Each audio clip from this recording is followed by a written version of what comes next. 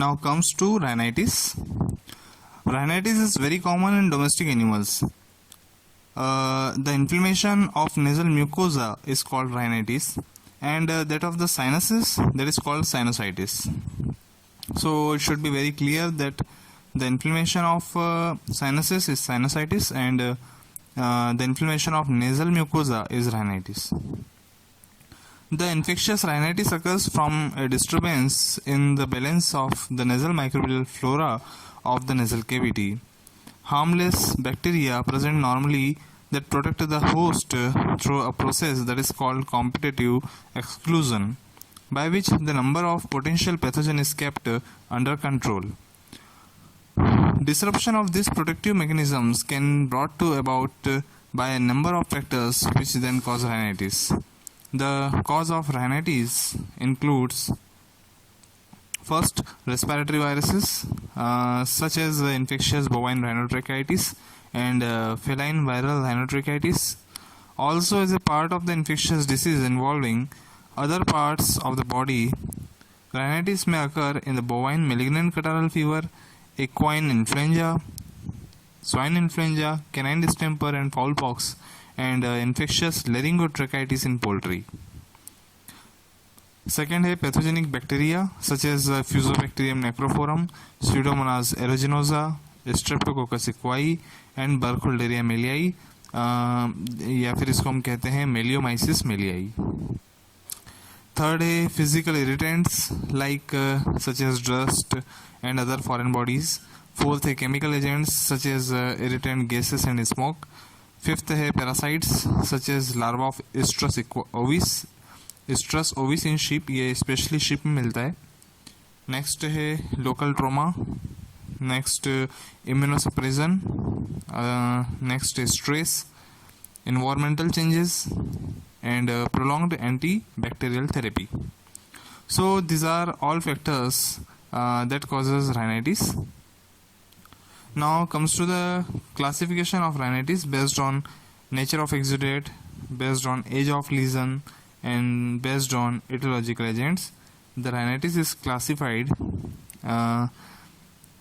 according to nature of exudate. First is the serous rhinitis, second catarrhal rhinitis, third purulent rhinitis, fourth fibrinous rhinitis, and sixth granulomatous rhinitis.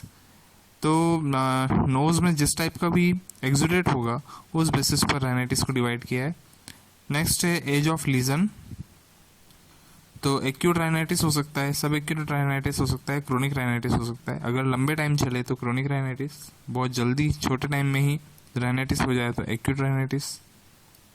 Aetiological agent के basis पर यह भी हमने discuss किया, या तो viral infection हो सकता है तो वायरल राइनाइटिस, बैक्टीरियल राइनाइटिस भी हो सकता है, माइकोटिक राइनाइटिस हो सकता है, एलर्जिक या फिर toxic rhinitis.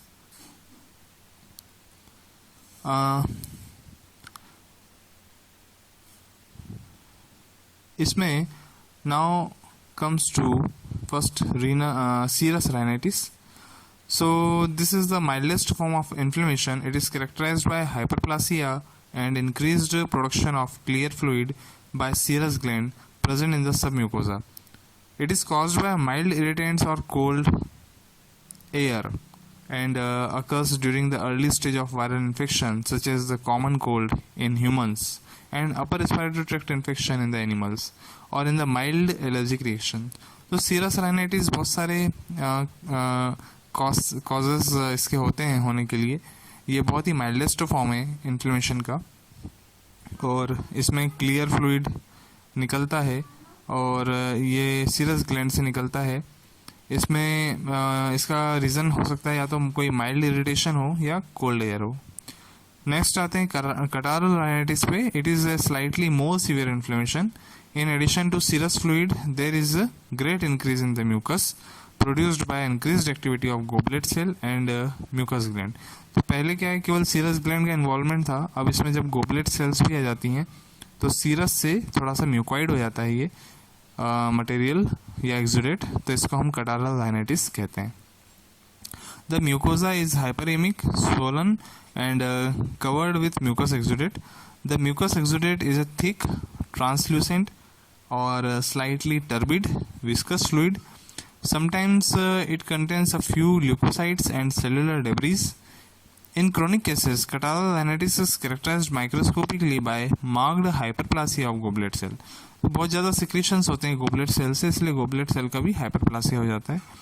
When inflammation is severe, the mucus is infiltrated with neutrophils which have a cloudy appearance, and this exudate is referred to as mucopurulent. अगर इसमें कोई बैक्टीरिया भी इन्वॉल्व हो जाए कैटारल राइनाइटिस में तो म्यूकोपुरुलेंट हो जाता है. नेक्स्ट है पुरुलेंट या suppurative rhinitis. This inflammation occur when the nasal mucosa suffers a more severe injury. It is usually accompanied by mucosal necrosis and secondary bacterial infection. It is characterized by a neutrophilic exudate. इसमें basically जब microscope में देखते हैं तो neutrophilic exudate, neutrophil से neutrophils मिलते हैं. Neutrophils तब बढ़ते हैं जब बैक्टीरिया होता है, बैक्टीरिया का इन्वॉल्वमेंट होता है. तो जो पुरुलेंट सुपुरेटिव राइनाइटिस है उसमें बेसिकली न्यूट्रोफिलिक एक्सुडेट मिलेगा. Cytokines, neutrophils, complement activation and bacterial products causes immigration of leukocytes, especially neutrophils, which mix with the nasal secretion and mucus. This type of inflammation occur in the equine strangle and canine distemper, and also in Estrus ovis larva infestation in the sheep. Crossly, these are collections of creamy yellow pus on the mucosa and in recesses of the turbinates. The color may vary from white, green or brown depending on the type of bacteria and type of leukocytes present in the exudate. In severe cases, the nasal passage are completely blocked by exudate. Microscopically, neutrophils are seen in the submucosa and mucosa and form plaque, that is patches of exudate on the mucosal surface. Next है fibrinous rhinitis.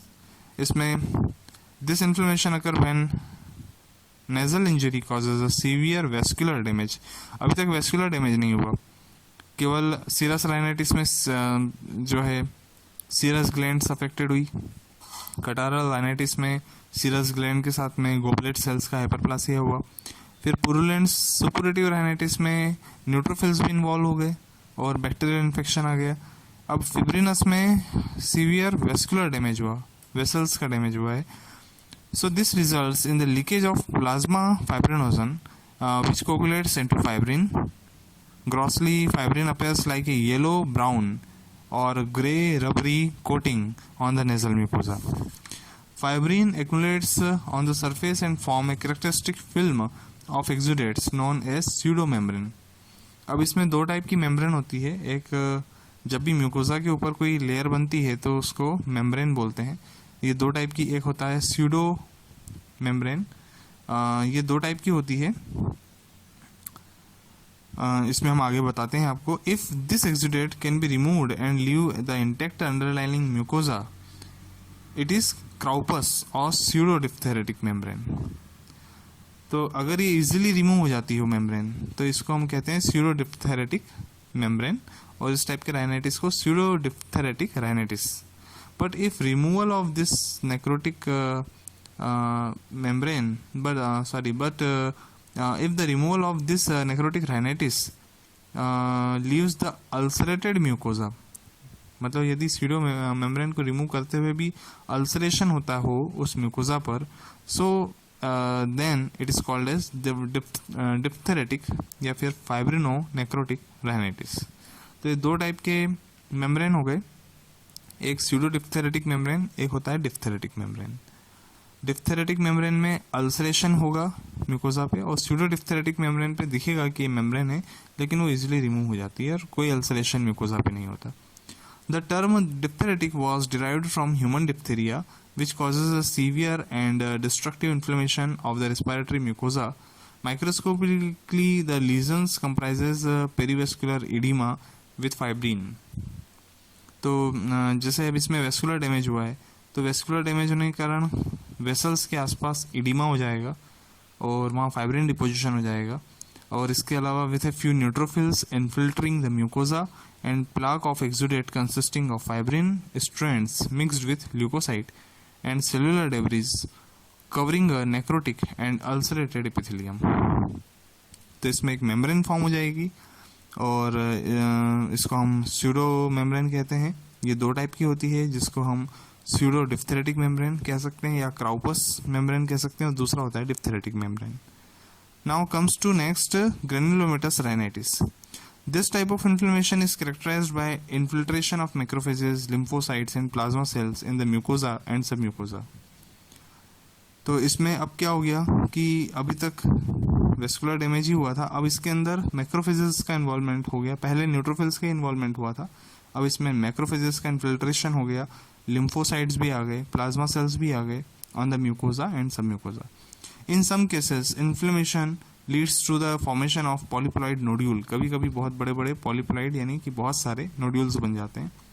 In severe cases this are large enough to cause obstruction of the nasal passage. It occurs in the systemic mycosis, जब भी fungal infection होता है systemic उसमें होता है, tuberculosis and with foreign bodies. In some cases the cause is less specific such as in allergic rhinitis. कभी कभी cause बहुत छोटा होता है लेकिन उसके कारण भी ग्रेनुलोमेटस राइनाइटिस हो जाता है, जैसे एलर्जिक राइनाइटिस में। In certain other cases in certain other causes remain unknown. कभी कभी अननोन कॉज के कारण भी ग्रेनुलोमेटस राइनाइटिस हो जाता है। Inflammatory process in the nasal cavity usually resolve completely. However, some adverse results in infectious rhinitis includes bronchoaspiration of exudate leading to bronchopneumonia.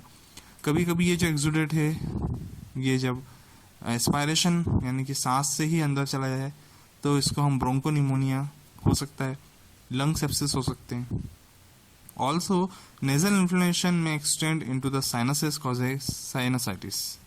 कभी कभी नेजल इन्फेक्शन से साइनसेस में भी हो जाता है, ये बढ़ता है फैलता है तो साइनसाइटिस हो जाता है।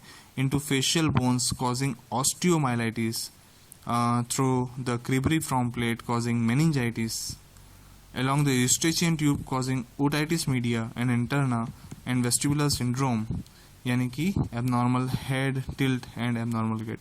तो कभी कभी ये जो राइनाइटिस है ये मेनिंजेस में जा सकता है, ब्रेन में जा सकता है, ओटाइटिस मीडिया यूस्टेचियन ट्यूब से कान की तरफ जा सकता है तो ओटाइटिस मीडिया एंड इंटरना करता है। वेस्टिब्यूल्स में जा सकता है तो वेस्टिब्यूल्स में जाने से जो इम्बेलेंस होता है बॉडी का तो एबनॉर्मल हेड टिल्ट हो जाएगा और एबनॉर्मल गेट होगा। तो इस टाइप से राइनाइटिस कवर किया है। Next is the sinusitis. Sinusitis is the sporadic यानी कि occasional in the animals and is usually combined with the rhinitis. Sinusitis होता है तो राइनाइटिस भी होता है, राइनाइटिस होता है साइनोसाइटिस भी होता है। It also occur as a sequela specific wound, improper dehorning of cattle. कभी कभी फ्रंटल साइनस को हम डैमेज करते हैं डिहॉर्निंग के टाइम पे, तब भी साइनोसाइटिस होता है। और tooth infection in the horses and dog, जब मैक्सिलरी साइनस अफेक्ट होता है तब टूथ इन्फेक्शन के कारण भी साइनोसाइटिस होता है। Paranasal sinuses have a poor drainage, therefore exudate tends to accumulate causing mucocele यानी कि एक्युमुलेशन ऑफ म्यूकस और एम्पाइमा यानी accumulation of pus. Chronic sinusitis may extend into nearby bones, that is osteomyelitis, or through the bone into the meninges and brain, that is called meningitis or encephalitis. तो sinusitis एक common term है जब sinuses का infection होता है, inflammation होता है। अब ये अगर अलग अलग साइनसेस हैं, जैसे फ्रंटल साइनस में हुआ because of dehorning, maxillary sinuses में हुआ because of tooth infection, paranasal sinuses में हुआ, या फिर इसके कारण क्या होता है जब वहाँ पर म्यूकस का एक्युमुलेशन होता है तो उसको म्यूकोसिल बोलते हैं। जब वहाँ पस का एक्युमुलेशन होता है साइनसेस में तो उसको एम्पाइमा बोलते हैं। और कभी मेनिंजाइटिस होता है या एंसेफेलाइटिस होता है या ऑस्टियोमाइलाइटिस होता है तो वो भी जब साइनसेस में इन्फ्लेमेशन होता है तभी सारी चीज़ें होती हैं। Now the next topic is the specific diseases of nasal cavity and sinuses. तो अब डिटेल में इंडिविजुअल स्पीशीज को लेकर के हम specific disease related to nasal cavity और साइनसेस के बारे में स्टडी करेंगे।